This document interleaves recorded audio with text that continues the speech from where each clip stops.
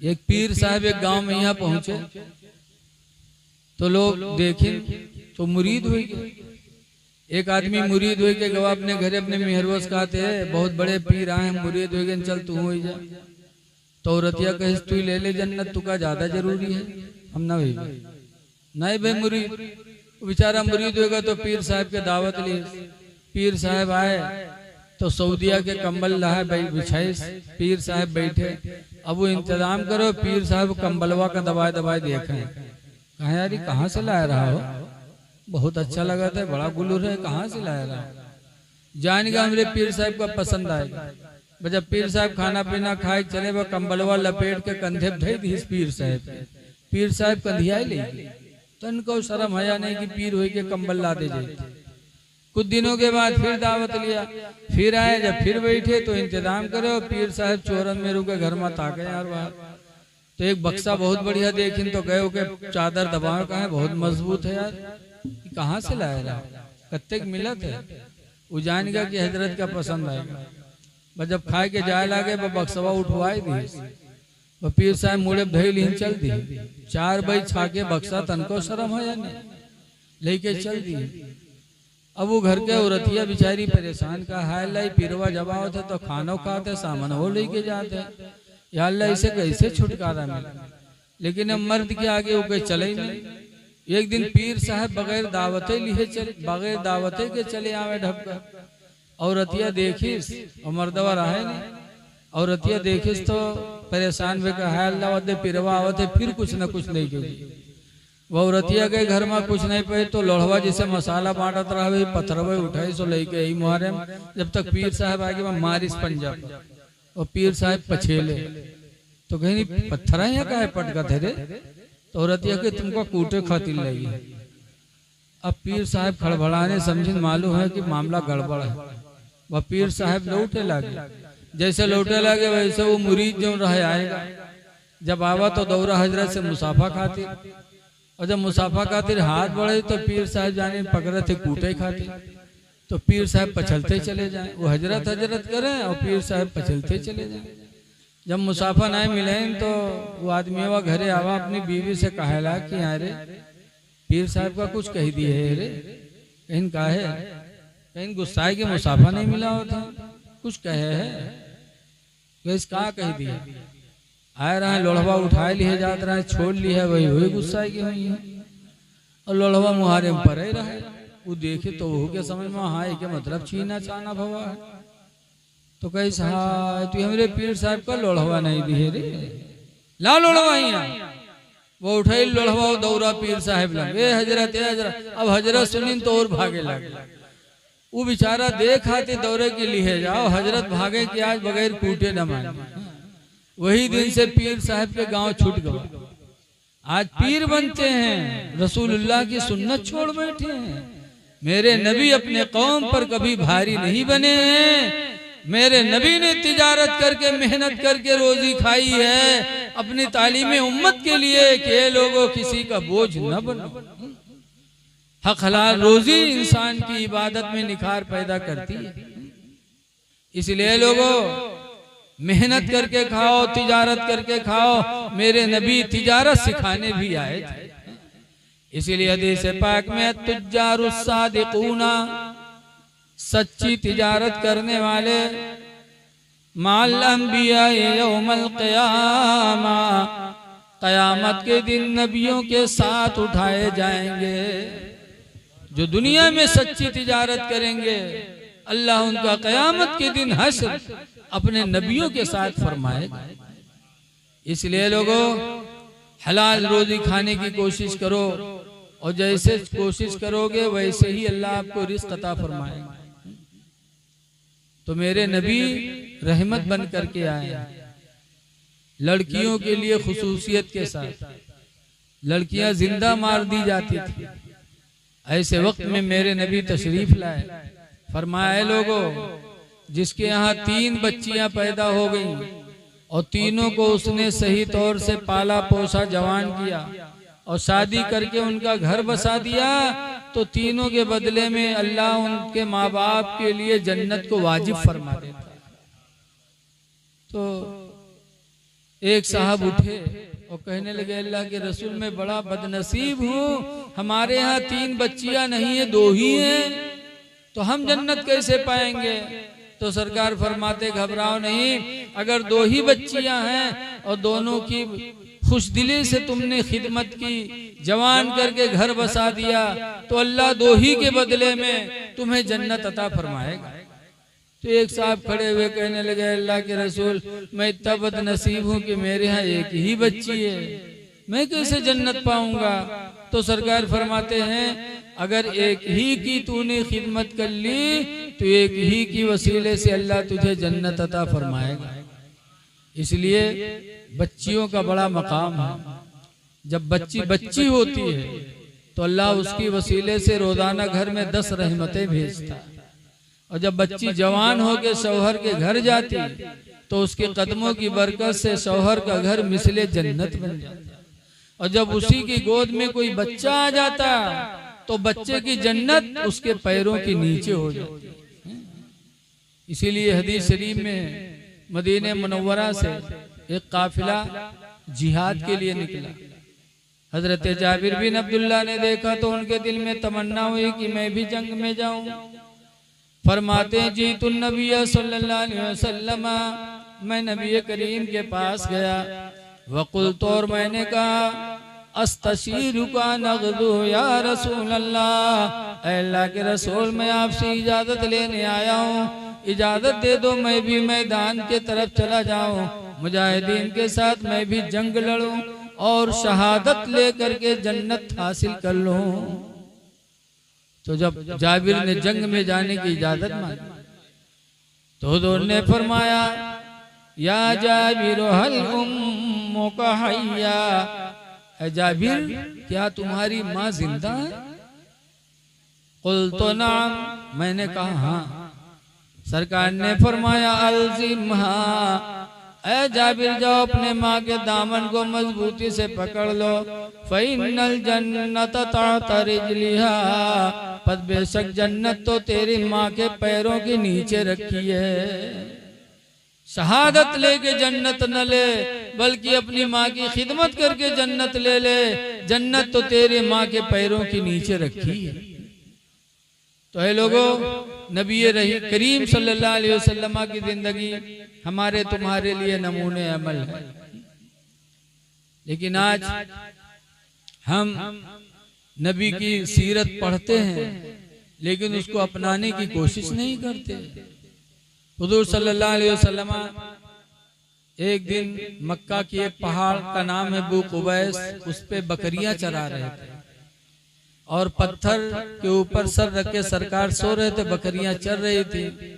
इतने में हुजूर का बहुत बड़ा दुश्मन अबू जहल पहुंच गया। देखा कि सर पे तकिया पत्थर की लगाए मोहम्मद सो रहे हैं, सर के नीचे पत्थर है, ला ऊपर से पत्थर मार दें ताकि कुचल जाए सर और ये खत्म हो जाए, इनसे छुट्टी मिल जाए। माज़अल्लाह। अबू जहल बड़ा दुश्मन था, उठाया पत्थर और सरकार पत्थर पे सर रख के सो रहे तो ऊपर से अबू जहल ने पत्थर मारा, सरकार का सर जख्मी हो गया। अबू जहल वहां से भगा। अबू जहल की लौंडी साथ में थी। लौंडी ने देखा कि बगैर कसूर के मेरे मालिक ने मोहम्मद को मारा है, तो वहां से रोती हुई आई और खाने काबा के दरवाजे की जंजीर को पकड़ के और सुसक सुसक के रोने लगी। इतने में हुजूर के चचा अमीर हमजा, बहुत बड़े पहलवान थे अरब के, घोड़े पे बैठे तीरों कमान लेके जंगल जा रहे थे शिकार करने। जब काबा के दरवाजे के पास से अमीर हमजा का घोड़ा गुजरा, अमीर हमजा ने अबू जहल की लौंडी को सुसक सुसक कर रोते हुए देखा तो पूछा, ए लौंडी क्यों रो रही है? तो कहा, अमीर हमजा तुम्हारी गैरत मर गई, हया नाम की कोई चीज न रह गई तुम्हारे पास। कहा क्या हुआ? कहा अरब के मशहूर पहलवान में तुम शुमार किए जाते हो और तुम्हारे भतीजे मोहम्मद इतने अच्छे इतने नेक, और लोग उनको सता रहे हैं और तुम्हारे अंदर कोई गैरत नहीं बेदार होती।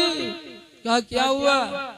कहा अभी अभी तुम्हारे भतीजे मोहम्मद बू कुबैस पहाड़ी पे बकरियां चरा रहे थे, पत्थर की तकिया लगाए सो रहे थे, मेरा मालिक अबू जहल गुजरा, बगैर गलती के उठा के पत्थर मारा तुम्हारे भतीजे के सर पर, उनका सर जख्मी हो गया। अफसोस है कि तुम अरब के बहादुर हो और तुम्हारा भतीजा इतना बेमिसाल मारा जा रहा है और तुम्हें कोई एहसास नहीं है। तब अमीर हमजा ने सुना, गैरत आई, पूछा अबू जहल है कहाँ? इशारा किया, लौंडी ने कहा वो बैठा हुआ। अमीर हमजा गए और खींचकर ऐसी कमान मारी उसके सर पर कि उसका सर कट गया एक तरफ। और फरमाते हैं तू नहीं जानता कि मोहम्मद मेरे भतीजे हैं? ये कहा और फिर वहां से पलटे। अमीर हमजा भी ईमान नहीं लाए थे, शिकार करने का इरादा खत्म कर दिया, पलटकर हुजूर के घर गए खैरियत मालूम करने। जब वहां गए तो देखा कि हुजूर लेटे हैं, हुजूर की बीवी खदीजा कपड़ा जला जला के सर में रख रही है, सर से खून गिर रहा है सरकार के। अमीर हमजा देखे तो रोने लगे, कहे मेरे भतीजे गम न करना, अभी अभी मैं तुम्हारा बदला लेके आ रहा हूँ, उसका सर फाड़ के आ रहा हूँ, गम न करना मेरे भतीजे। तो हुजूर का जवाब सुनो मुसलमानों। हुजूर ने कहा ऐ चचा, आप मेरा बदला लेके आए हो? खुदा की कसम मुझे कोई खुशी नहीं। अरे कोई खुशी नहीं? कहाँ बदला लिया है आपने? बदला लेने से मुझे कोई खुशी नहीं है। कहा बेटा तब तेरी खुशी किस चीज में है? हुजूर फरमाते हैं मेरे चचा, बदला लेने में मुझे खुशी नहीं है, मुझे खुशी तो उस वक्त होगी जब तुम इस्लाम कबूल कर लो। सुभान अल्लाह, सुभान अल्लाह। जब आप पढ़ लोगे जो पैगाम खुदा के लेके मैं आया। क्या बात है, बहुत खूबसूरत। अमीर हमजा कहते हैं मेरे भतीजे, अगर तेरी खुशी इसी में है तो फिर मैं गवाही देता हूँ, अशहदु अल्ला इलाहा इल्लल्लाह, मैं गवाही देता हूँ कि अल्लाह के सिवा कोई इबादत के लायक नहीं, वान्ना मुहम्मदन अब्दुहु व रसूलुहु, और मैं ये भी गवाही देता हूँ कि मोहम्मद अल्लाह के बंदे और उसके सच्चे रसूल। बेशक, सुभान अल्लाह, सुभान अल्लाह। नारे तकबीर, बुलंद आवाज से नारे का जवाब दे। नारे तकबीर, नारे रिसालत, नारे रिसालत, उलमाए अहले सुन्नत, उलमाए अहले सुन्नत, नारे तकबीर, सुभान अल्लाह, सुभान अल्लाह। ऐ लोगों, ये मेरे नबी की जिंदगी है कि बदला लेने से खुश नहीं थे और आज हम बदला ले रहे हैं। बदला लेने वाला कामयाब नहीं है। हमारे नबी की जिंदगी तो ऐसी जिंदगी थी कि कहने वाले ने कहा है कि सलाम उस पर कि जिसने बादशाही में फकीरी की, और सलाम उस पर कि जिसने गालियां सुन कर दुआएं दी। सुभान अल्लाह, सुभान अल्लाह। बदला न, अगर कोई खानदान करे और तुमको छोड़ दे न पूछे तो तुम खानदान करो तो उसको छोड़ो ना, ये सोच कर कि उसने छोड़ा है तो हम उसको छोड़ दें। छोड़ो ना, बल्कि मेरे नबी की तालीम देखो। हुजूर फरमाते हैं सिलमन कता का, उसको जोड़ो जो तुमसे रिश्ता तोड़े। सुभान अल्लाह, सुभान अल्लाह। सिलमन कता का, उससे रिश्ता लगाओ जो तुमसे रिश्ता अलग करे। वाफु अम्मन ज़लमका, और उसको माफ कर दो जो तुम पर जुल्म ढाए। सुभान अल्लाह, माफ बदला दे। इसीलिए रसूल करीम सल्लल्लाहु अलैहि वसल्लम के नवासे इमाम हसन को लोगों ने जहर दिया था, और जब जहर पानी में मिला के पिलाया, इमाम हसन ने पिया तो खून की उल्टी हुई थी। तो इमाम हुसैन ने देखा था तो कहा था भाईजान क्या हुआ? कहा किसी ने मुझे जहर दे दिया। तो इमाम हुसैन ने कहा था भाईजान नाम बता दो, मैं उससे बदला लूंगा। तो इमाम हसन ने कहा था हुसैन मैंने सारा मामला खुदा के हवाले कर दिया है, तुमसे बेहतर बदला लेने वाला मेरा परवरदिगार। बेशक। इसलिए नबी की जिंदगी को आम करो। मेरे नबी जो पैगाम लेके आए हैं, उन पैगाम में सबसे अहम पैगाम है नमाज का। आज हम आशिक़े रसूल का दावा करते हैं, नमाज छोड़ रहे हैं तो हम झूठे हैं।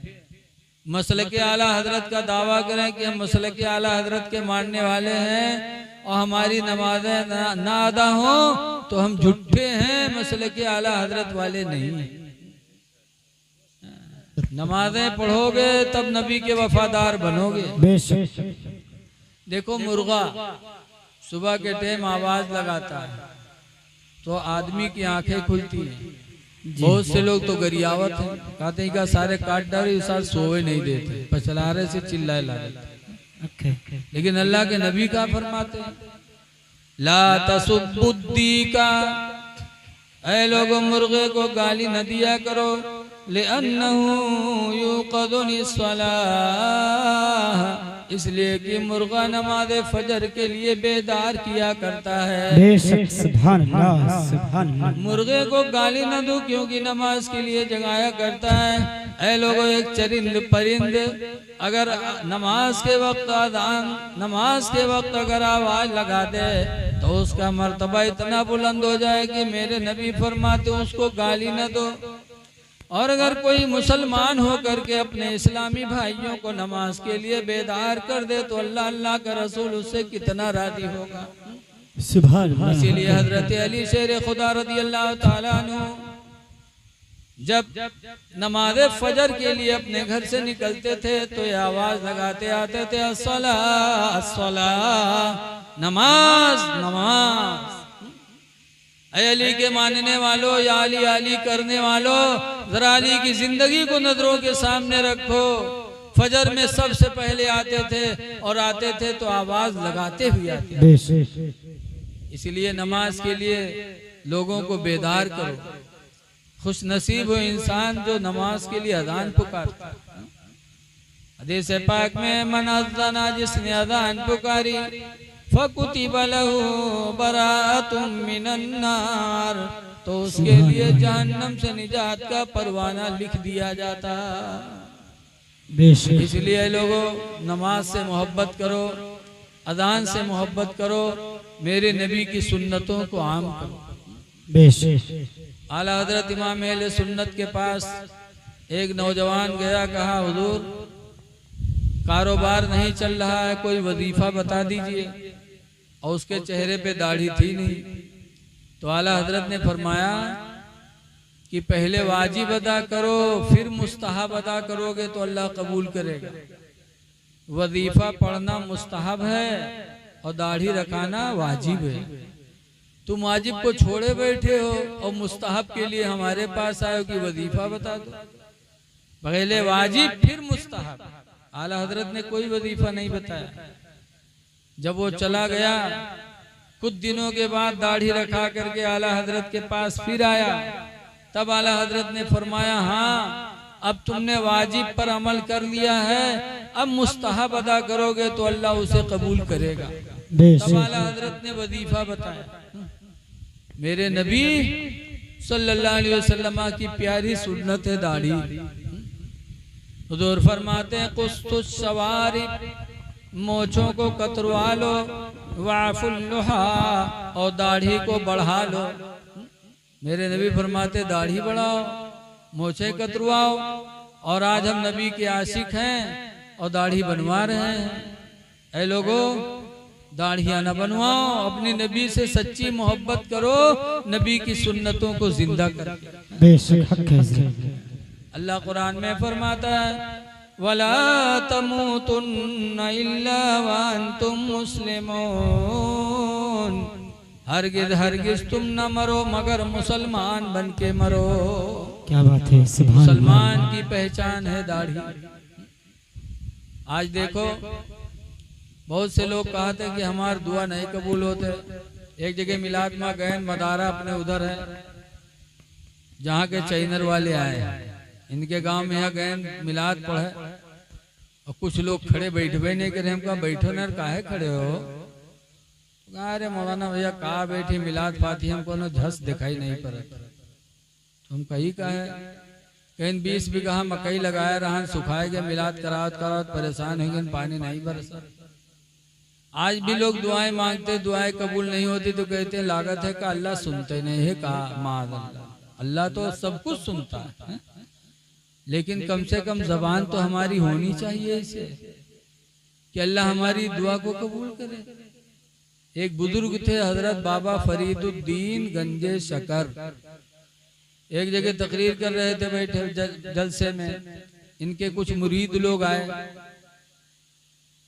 उन्होंने हाथ जोड़ा, कहे बाबा फरीद हम सब आपके मुरीद हैं, गरीबी ने घेर दिया, बच्चे भूखों मर रहे हैं, दुआ कर दो अल्लाह ताला परेशानी दूर कर दे। एक जमाना था कि मुरीद परेशान होते थे तो पीर के पास आते थे।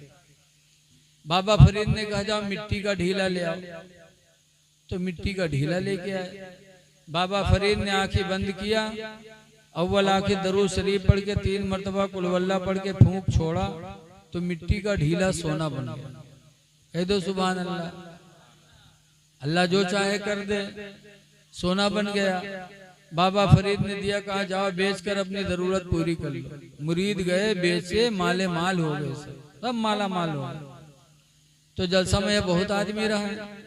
एक आदमी देखे तो चौंका, कहीं सरे ये तो सोना बनाना बड़ा आसान है, हो ये तो आज जान मिला। अव्वल आके दरूद पढ़ो, 3 मरतबा कुल वल्लाह पढ़ो, फूंक छोड़ो, सोना तैयार।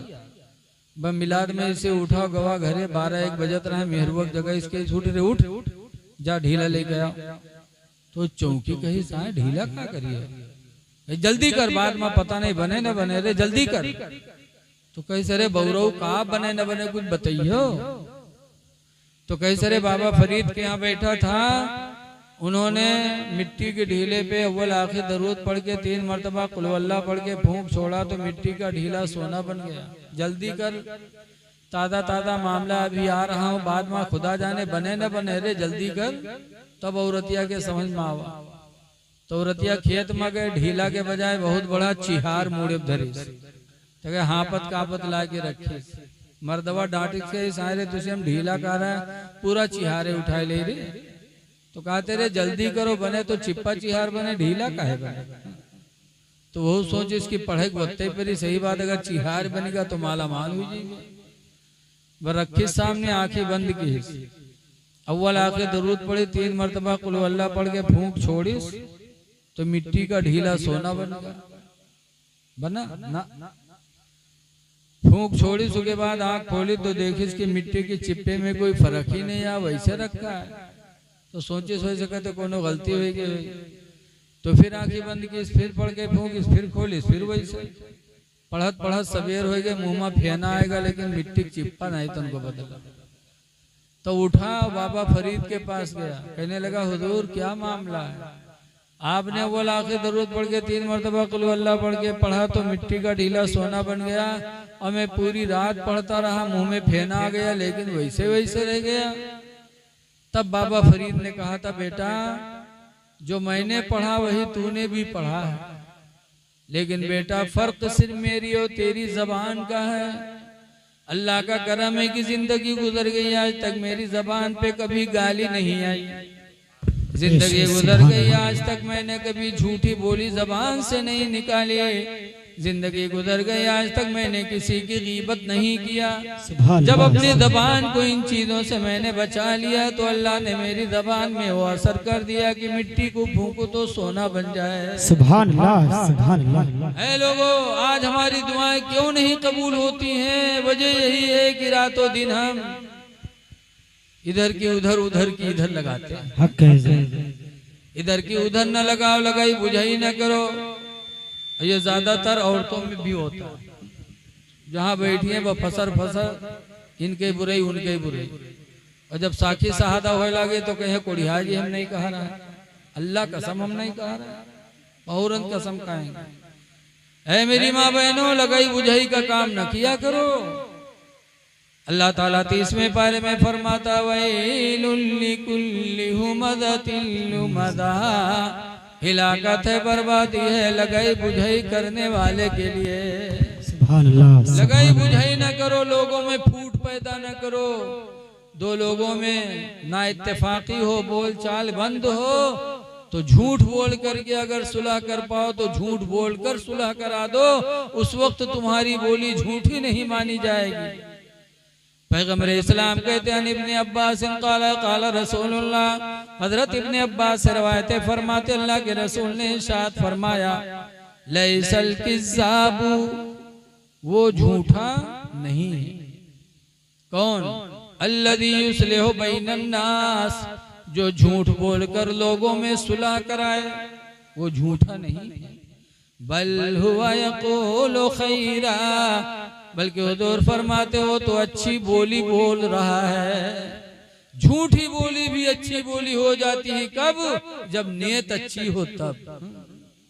इस्लाह, इसलिए लोगों लगाई बुझाई न करो, एक दूसरे का बुरा न चाहो, और जब बुरा चाहोगे तो बुरा होगा। आजकल हम में आप में भी ये चीजें पाई जाती हैं। नबी रहमत सल्लल्लाहु अलैहि वसल्लम हमारी तुम्हारी इस्लाह के लिए आए हैं। हुजूर सल्लल्लाहु अलैहि वसल्लम ने भी फरमाया, मा तरक्तु मिन बादी फितना, अपने बाद मैंने कोई फितना नहीं छोड़ा। अशद्दु मिन फितनतिन निसा, जो फितना औरतों से ज्यादा सख्त हो, यानी हुजूर फरमाते हैं लोगों सबसे ज्यादा बुरा फितना औरतों का होगा मेरे बाद सबसे बुरा फितना औरतों का होगा। लिहाजा औरतों के फितने से महफूज रखना। औरतों का फितना इस दौर में बहुत बुरा है। भाई भाई से जुदा करा देते, बाप बेटे में ना इत्तेफाकी करा देते। औरतों की हिकायात एक किताब है, उसके अंदर मौलाना बुन्नूर बशीर ने लिखा है कि 4-5 तबलीग करे वाले मुबल्लिग, तबलीगी जात रहा है तबलीग करे। रास्ते में एक पेड़ के नीचे एक औरत बैठी रो रही थी। वो मुबल्लिग लोग देखें तो कहीं अरे आबादी के बाहर पेड़ के नीचे तने तनहा एक औरत रो रही है, किस मुसीबत में है यार, चलो खैरियत पूछी जाए, उसकी मदद की जाए। फिर सोचिन छोड़ो हटाओ यार, रोए दो, क्या फायदा। लेकिन एक ने कहा ना, ये इंसानियत गवारा नहीं करती। एक अल्लाह की बंदी मुसीबत की मारी बस्ती से बाहर पेड़ के नीचे बैठी तने तनहा रो रही है, और हम इंसान होकर के ऐसे देख के चले जाएं, इंसानियत को गवारा नहीं है। हम जाएंगे, उससे खैरियत पूछेंगे, उसकी मुसीबत में सहारा बनेंगे। बेचारे अल्लाह को खुश करने की नीयत से गए, उसके पास सलाम किया, जवाब दिया औरत ने। उसने पूछा क्यों रो रही हो मेरी बहन, आबादी के बाहर तने तनहा रो रही हो। उसने कहा मेरे भाई मैं मुसीबत की मारी हूँ, मेरा शौहर एक जमाने से लापता है। एक जमाना गुजर गया, मेरे शौहर का पता नहीं, रोजी कमाने वाला कोई नहीं, मैं दर बदर ठोकर खाती हूँ। मैंने शहर के काजी के पास मुकदमा किया था कि मुझे दूसरा निकाह करने की इजाजत दे दो। तो काजी कहते ना, जब तक तुम्हारा शौहर आके तलाक नहीं देगा तुमको, उससे पहले तुम दूसरा निकाह नहीं कर सकते, या वो मर जाए और लोग गवाही देते कि मर गया, तो फिर दूसरा निकाह कर सकती, उससे पहले नहीं। तो न तो मेरा शौहर तलाक देता है आकर के, और न मरने की कोई शहादत ही है, इसलिए मेरी जिंदगी बड़ी मुसीबत में है। दूसरे निकाह की इजाजत शहर कादी नहीं देता। काफिर तो कहा तुम मेरी मदद कर दो, हम तुमसे पैसा नहीं चाहते, खाना नहीं चाहते। काफिर कहा तुम मेरे साथ चले चलो और शहर के कादी के सामने खड़े होके कह दो कि ये मेरी बीवी है, मैं इसको रखना नहीं चाहता हूँ, तलाक देना चाहता हूँ। ये कह करके तुम तलाक दे दोगे तो कादी समझेगा कि इसके शौहर ने छोड़ा है, तो दूसरे निकाह की इजाजत दे देगा। तो मैं किसी से निकाह कर लूंगी तो मेरी जिंदगी भी खुशगवार गुजर जाएगी। तो मुबल्लिग साहब सोचिए कि यार ये तो सरासर झूठ है, हमार मेहरुआ होए ना, कादी के सामने कहे हमार मेहरू हो। लेकिन फिर सोचिन कि अगर थोड़ी झूठ बोल देवे, इसकी मुसीबत दूर हो जाएगी, अल्लाह से हम तौबा कर लेंगे। मनमा सोचे तो कहीं चलो चली बलाई ली का चल दी। गए कादी के दरबार में, कादी के सामने खड़े हुए दोनों। कादी साहब ने पूछा क्या हुआ, तो मुबल्लिग साहब कहते हैं मेरी बीवी है।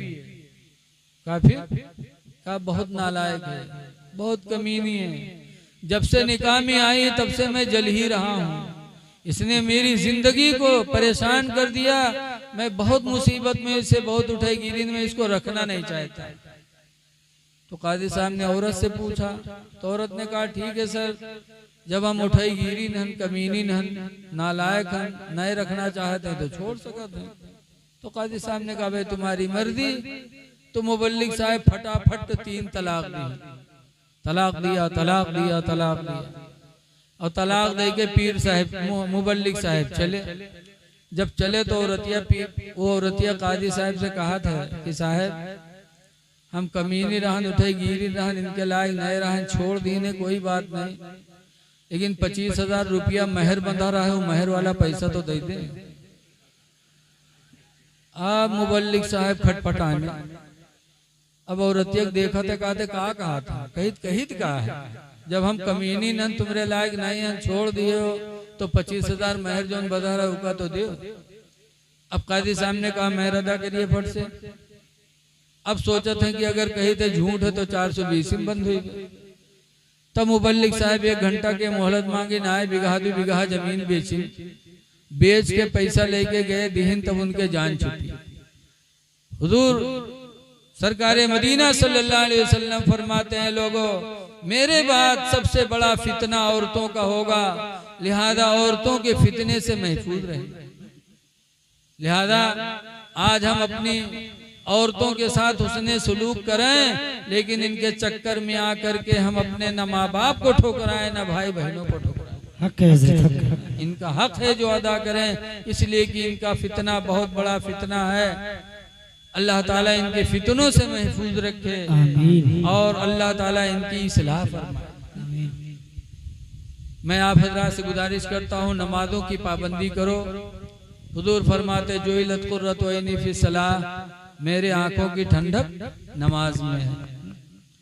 तो नमाजें पढ़ो, अल्लाह तौफीक दे तो हज कर लो, हज भी कर लो। माल दे तो अल्लाह ताला की राह में ज़कात भी दो, इसलिए कि हदीस में बुनियल इस्लाम अला खम्स, इस्लाम की बुनियाद 5 चीजों पर है। शहादत अल्ला इलाहा इल्लल्लाह व अन्ना मुहम्मदन अब्दुहु व रसूलुहु, पहली बुनियाद तो है कि गवाही देना कि अल्लाह एक है, मोहम्मद उसके सच्चे रसूल हैं। और दूसरे नंबर पर है इकामुस सलाह, नमाज कायम करना। और दूसरे नंबर पर इताउज ज़कात, ज़कात अदा करना। और तीसरे नंबर पर वो सौम रमजान, रमजान का रोजा रखना। और चौथे 5वें नंबर पर वल हज, और हज। तो 2 चीजें ऐसी हैं, देखो नमाज बदनी इबादत है, रोजा ये भी बदनी इबादत है, और ज़कात माली इबादत है, और हज ये माली और बदनी दोनों इबादत है। इसमें अल्लाह ने दोनों चीजों को रख दिया कि जब आदमी हज करता है तो माल भी खर्च होता है और बदन से मेहनत भी होती है। सफा मरवा के दरमियान दौड़ना, काबा का तवाफ करना, मिना जाना, मुजदलफा जाना, अरफात जाना, हाजियों की जिससे पूछो उस दरमियान में कितना पैदल चलना पड़ता। तो अल्लाह दे तो ये सब काम कर लो, लेकिन कुछ लोग हैं जो दौलत होते भी हज नहीं करते। अल्लाह के रसूल ने फरमाया जिसके पास ताकत हो हज न करे, डर है कि वो यहूदी हो कि न मर जाए। लेकिन आज हम पैसा खर्च नहीं करते। अल्लाह के गरीब बंदों पे खर्च करो, अल्लाह की राह में खर्च करो। अल्लाह ताला की राह में जितना दोगे अल्लाह उतना ही अता फरमाएगा। दुआ है कि अल्लाह ताला हमको आपको पंजगाना नमाज पढ़ने की तौफीक अता फरमाए और आपस में अल्लाह ताला भाईचारे की पैदा फरमाए। क्या टाइम हुआ? बस जो कुछ कहा गया अल्लाह ताला इसे कबूल फरमाए। मैं एक जगह तकरीर करके आ रहा हूँ, मजबूरी से, और जब तकरीर कर लो तो हिम्मत पस्त हो जाती है। फिर भी घंटा सवा घंटा जो अल्लाह ने चाहा मैंने आपके सामने बयान किया। ऐ लोगों, अमल कर लो, बात ही बहुत है। को कबूल फरमाए। अस्सलामु अलैकुम व रहमतुल्लाहि व बरकातुहू। वालेकुम खड़े हो जाइए, सलातो सलाम पढ़ें।